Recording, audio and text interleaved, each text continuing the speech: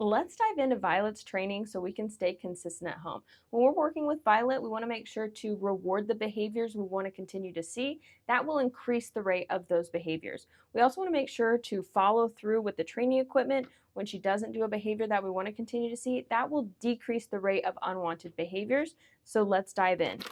We have this collar. We are going to attach the leash to the D-ring of her prong collar, the one that swivels, because we want to make sure that it can do this motion, a nice like tighten and release motion for Violet. These little prongs are not sharp. It distributes the pressure around the neck more evenly to kind of give her a little signal when she needs to back up or do something that we've asked her to do. How to put this collar on. We're going to take these links apart by sliding this link down, and it comes apart like so. Put it around Violet, and we're going to squeeze this in place. And then of course we're going to attach the leash to the D-ring. So how would we use this and when would we use it?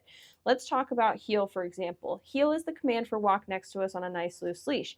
If Violet decides to do anything other than walk next to us, we're going to tell her no. So we're going to verbalize that the current behavior is not what we're after. We're going to follow through with a little tug reminder, and then we're going to give her the command that we're asking again to kind of help her figure out, what was I supposed to be doing? I forgot, something like that. So if we're in a heel and she walks forward or does anything other than walk nicely next to us on a loose leash, we're going to say no, give her a reminder, and then repeat the command to tell her what our goal is for her to do. So no, pop, heel. No, heel. That is going to help her figure out what our boundaries are and make her realize that when we give her a command, we mean it. We also want to reward her when she is in the command next to us. So if she's walking well next to us, good heel, and we're going to give her a treat for that because we want to encourage that behavior. And then we have the remote collar. So she has the micro version because she is smaller. Now the red dot right here, it's going to be a little tricky to show you, but that is the magnet to turn the collar on. So we actually have to turn this collar on by using the remote collar's matching red magnet. So we're going to touch these two together, and when we touch them together, one of these lights right here will flash green. So I'm going to try and do it. See how it's green? So that'll flash green to let you know that the collar's on and ready to go. On the remote, the on-off button back here, we're going to push and hold that until the screen lights up, and then we're going to focus on the black S button. So I'm going to put this collar on my hand, and I'm going to show you, you'll see a red light, and that means that the collar is working. You can also see it twitches my thumb a little bit. This is an electric muscle stimulator. It doesn't shock or hurt her. It just gives her a little sensation of, hey, you need to pay attention. So we're going to make sure that we use these collars on a consistent basis to let Violet know what our boundaries are, and when we say a command, she needs to follow it, or else we are going to follow through and say, hey, no, you can't just run around like you used to. We have rules and boundaries now. So going back to the heel, it depends on the situation which collar you're going to use. Sometimes one, sometimes the other, sometimes both. It just depends on the level of distraction. If she's doing pretty well and just needs a little reminder, just use the prong collar. If we don't have quick access to the prong collar, like let's say we're practicing come when called and we need to use this to get her attention, we'll use the remote collar. So it really just depends on the situation itself. So we're having her heel. She starts to lunge forward because she's excited. She sees somebody she knows. We're going to tell her no, stem with the black S button, and then repeat the command heel. So no, stem, heel. No, heel. Again, we're just letting her know, hey, that's not what I asked. Here's the follow through, and then I'm going to tell you what I expect from you. And then, of course, when she is in the heel position, we're going to reward that behavior. So we're going to use these training tools to help stay consistent at home so that she understands that when we say stuff, we have boundaries with those things. So let's talk about sit. Sit means stay until she is told free. So for example, for door manners, we're going to have her walk up to the door, have her sit. She needs to stay until we tell her free or we heel through the door together. If she does great, you can always praise her. You're not going to over reward Violet in this stage because she's so young. It's important to create a positive reward history with listening to our commands, no matter what the command is, how difficult or simple it may be. So then let's talk about down. Down means lay down and stay. So you saw this in a couple of the update videos. That's where we want her to stay put while distractions are happening. This can be used out in public when we don't have a place bed. So down means lay down and stay. Now the key with down and place, those two stays, we never free from a distance. So when I talk about free, free is her release term if she doesn't have to be in a command anymore. So we're going to talk about that more in here in just a second. But let's say she's in the down. If she gets up because of a distraction, we're going to verbalize no and then assess the situation. Is it because she got nervous because she's still young and figuring the world out? We're just going to help her with a little bit of the leash. Or is she just not wanting to listen to the command? We're probably going to follow through with both collars. That would be an example of when to use one or the other. So we say no, follow through, have her down, have the distraction happen again. When she stays in the down, we're going to reward, telling her good down. Now we always go back to her to tell her free. So free means she doesn't have to be in the command anymore.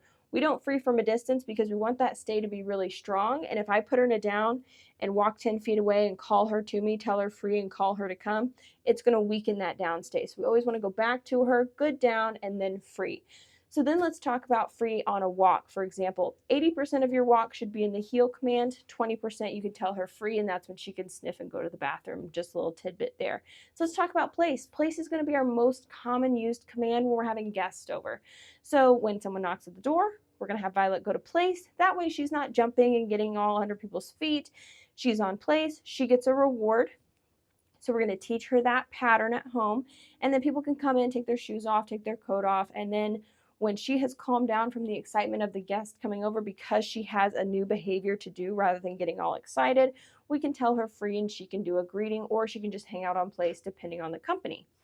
And then, of course, when we reward, we put the treat on the bed, and place is just an elevated boundary, preferably an elevated dog bed, but we want a clear boundary for her to understand place.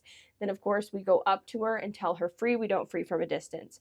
Now, let's talk about come when called. So we don't put her in a sit, back up 10 feet, and then call her. We're going to tell her free so that she has the distraction, she has the freedom to go explore, and then when she's not paying attention to us, we're going to call her back to us. So when she's out sniffing, we're going to say come, or Violet come. As she comes to us, we're going to say good girl. Now because she is shorter, we want to make sure we give her nose a target. So you're going to want to bend down a little bit and then have the treat like by your shins, then have her sit, then give her the reward, because she is prone to jumping up. We don't want to encourage that behavior by holding the treat above her head. So we're going to hold it at nose level to encourage her to stay at, all four paws on the floor kind of thing. So call her good girl, have her sit, then reward. If she doesn't come when you call, follow through with the command until she does. When you're not in a fenced-in area, practice with a leash for safety reasons. Then we have leave it. Leave it just means don't grab that. So practice with dog safe foods, drop something on the ground, tell her leave it. If she still shows interest in it, follow through with the collars. If not, praise her that she didn't go get that object. So those are her commands. You want to have fun, stay consistent, and now we're going to show you Violet in action.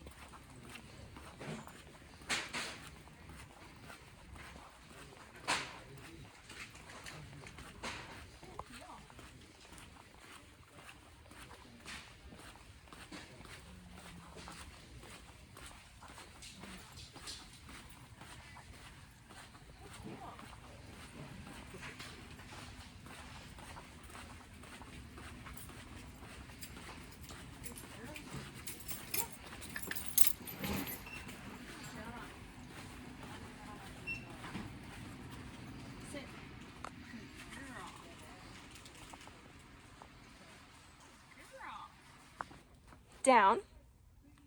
Good girl.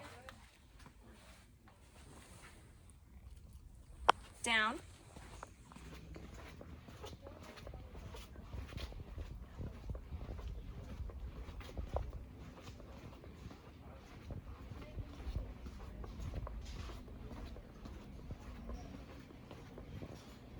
Down.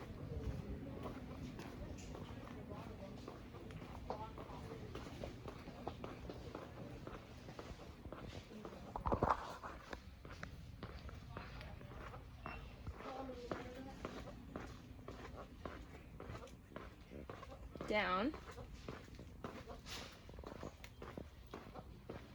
Good, down. Good girl. Down.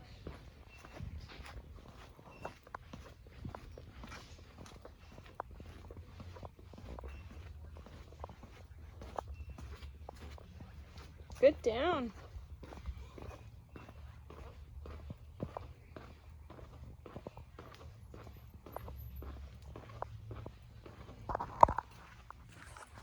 Good girl. Good, down. Good girl. Free. Good job. Good girl.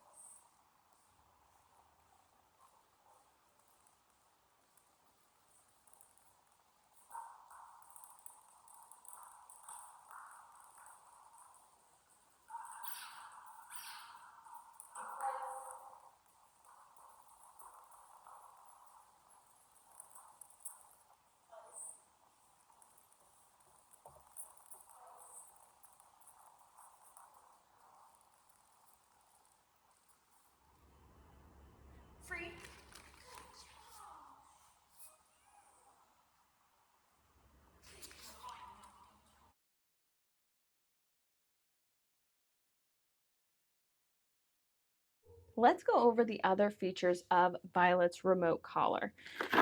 So we know how to turn the collar on. Let's go over how to turn the collar off, because this collar should last about 2 days on a charge, give or take. So we find the red dot magnet. We're going to touch it with the matching magnet on the remote. And when we touch these two together, we're going to see a red light. Red light means off. Green light means on. Same thing with the on-off button in the back. Push and hold it until the screen is blank. And then we'll push and hold it to turn it on. So we talked about the black S button. We have it locked at 15. I'm going to show you how to lock and unlock it, but that is the button that we focused on before, where it's going to stimulate at level 15. That again is the black S button. The red S button is for emergencies only. This is if for some reason Violet got off the leash and she's heading towards the road, or she's put herself in a dangerous situation and we need her to come back ASAP and she's not responding to our normal voice. So we're going to elevate our voice a little bit, and what happens is the adrenaline's pumping. Level 15 can go to the adrenaline right about here, but if she's up here, we need something to snap her back to attention. So that's this red button right here. That is going to add 15 to the number on the screen. We have not needed this for Violet, but you have it just in case you do need it sometime in the future. Again, that's the red S button, red for emergencies only. Then we have the T button over here. It's like a vibrate, like your phone would vibrate. Now, when would we use this with Violet? One, I like to make sure that I've turned the collar on before we put it on Violet. So tap a couple times to make sure it's on, ready to go. And then also you can use this later on, once you've established the boundaries at home for a while. You can use this as a warning, like she's doing pretty well, but she's making a few little mistakes here and there. You can use it to remind her, like, hey, remember what you're supposed to be doing.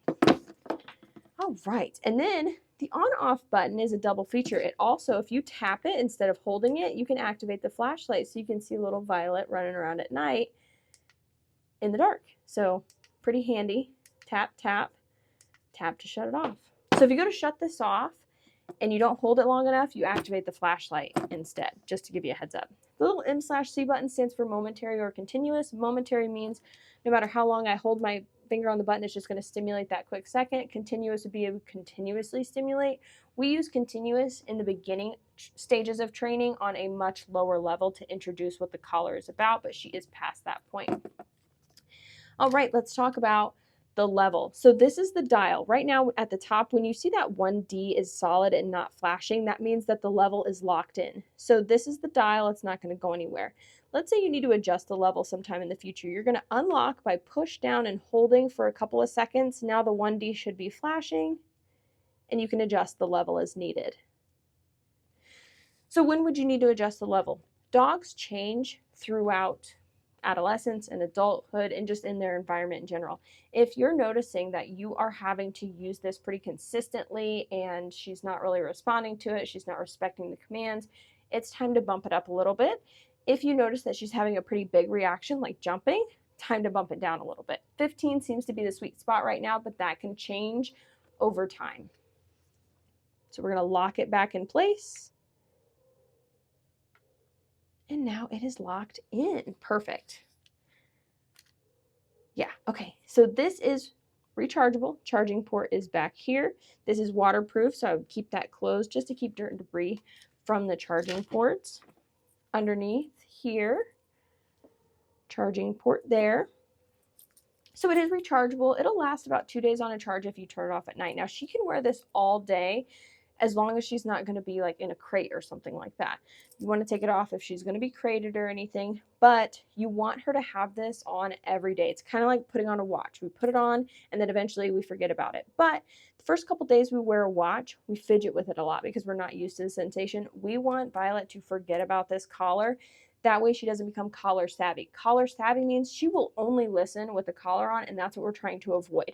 We're trying to stay consistent now so that in adulthood we don't have to have as much structure with her. She just kind of understands the boundaries. So that's the end goal, but the more you use this and the more consistent you are now, the less you'll need it in the future. All right. So we have, you can use the clicker for clicker training, but you don't have to. They started sending it with everyone. This is the charger. Charges both the remote and the collar at the same time. You have an extra lanyard. Now, her hair is not super long right now, but if you let it get really long and you want that super fluffy look, that's fine. Put these extenders on. They extend a little bit longer and they're able to weave through the hair a little bit better. The tool for that is right here, just like a little screwdriver thing. The instruction manual in the box, it goes over all the buttons in greater detail, but we did pretty much cover everything for the model. It does have a 2-year full warranty, so if anything happens to the model in the next couple years or so, give them a call. They'll send you a replacement. Super great customer service. So that's the rest of the features of the remote collar. I have taken a silver Sharpie and marked, but you can see where I marked it before, she has grown. So when you fit this on her, you want it to be pretty snug. You don't want it sliding around like a necklace. You want it fitting like a watch to where you can still put a finger through, but you can't slip it and slide it around. Okay, so that's really important because 2 things. 1, we don't want these prongs rubbing, and 2, we want to make sure that the prongs make good connection to her skin. One more thing before I forget, it is waterproof, but if she gets wet or goes swimming, make sure to take this off, dry her thoroughly before putting it back on. We don't want moisture building bacteria in there. Yeah, that's the rest of her remote collars. Again, when you're working with her, have fun, stay consistent, and let us know if you have any questions.